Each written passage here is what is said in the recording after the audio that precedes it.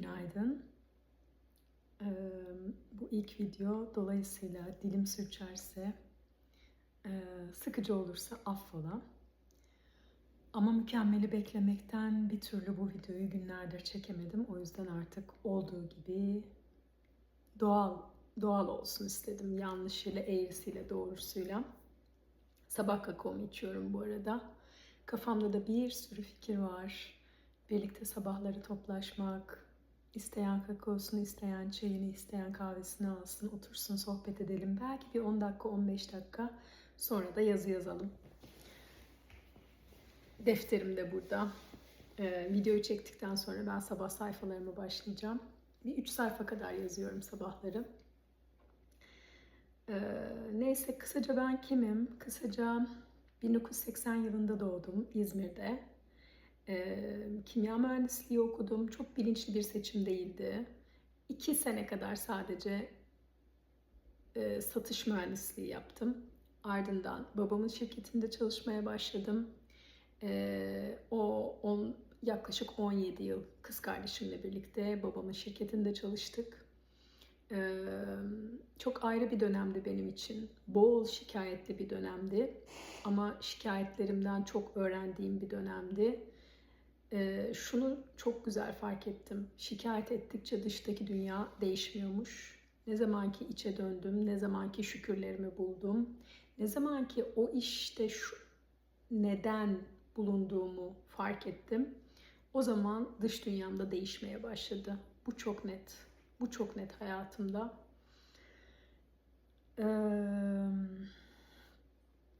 Babamın şirketinde çalışmaya başlayınca yüksek lisansa da başlayayım dedim. MBA yaptım. 2 sene kadar hem çalıştım hem MBA yüksek lisansımı tamamladım.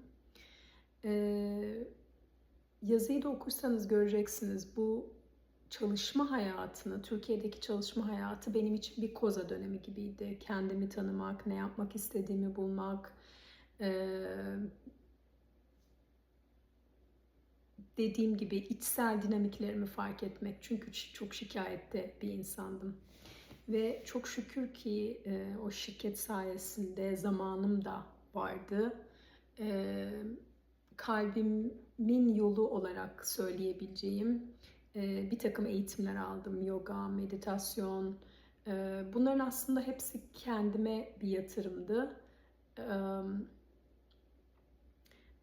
Biraz kendim içindi, kendime tanıma yolculuğuydu. İçinde çok güzel insanlarla tanıştım, güzel eğitimler aldım. İçinde mucizeler kursu da var, meditasyon da var ve tabii ki koçluk da var.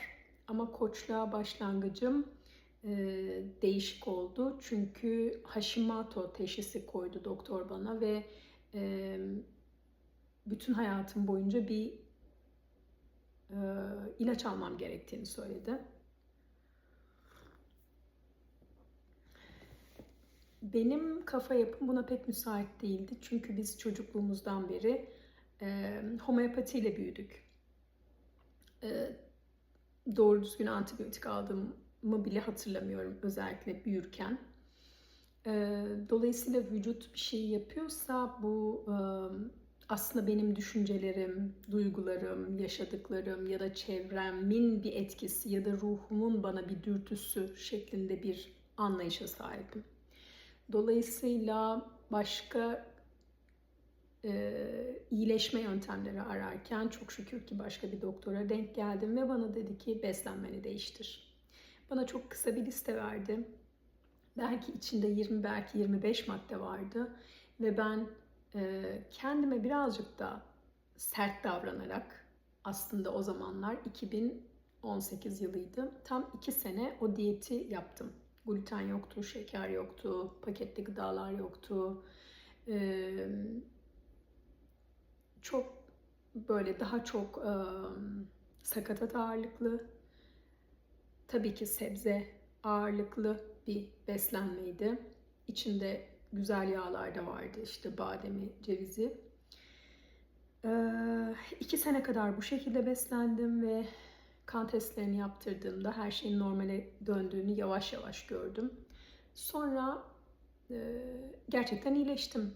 O zamanlardaki halimden eser kalmadı. O zamanlar Hashimoto'da nedeniyle enerjim değişiyordu, ruh halim değişiyordu, vücudumun çeşitli yerlerinde ağrılar oluyordu. Sabah böyle yataktan mutsuz kalkıyordum, amaçsız kalkıyordum. Böyle bir 80 yaşında gibi kalkıyordum. O zamanlar 38 yaşındaydım. Her şeyim değişti. Yediklerim, içtiklerim, sohbetlerim, dinlediklerim, okuduklarım, işim, sonunda işim bile değişti. İç dünyam değişince dış dünyamın değiştiğini tekrar aslında yaşadığım gibi bir şey oldu. Sonrasında bunu anlatmalıyım diyen bir ses. Ardından o sıralar pandemi vardı. Evden online bir sene boyunca fonksiyonel tıp sağlık koçluğu eğitimi aldım Amerika'dan. Onu tamamladım. Koçluk benim için bir soru işaretiydi hala. O yüzden Adler Koçluk Okulu'na kaydoldum. Orası da bir süre sürdü.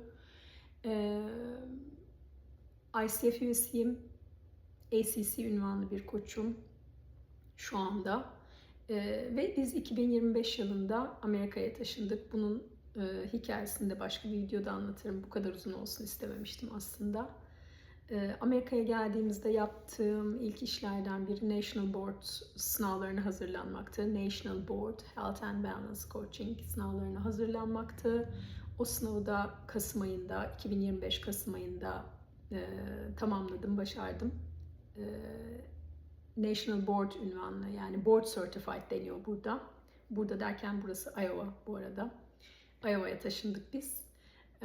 Board Certified ünvanlı bir sağlık koçuyum şu anda. Aslında çalışıyorum.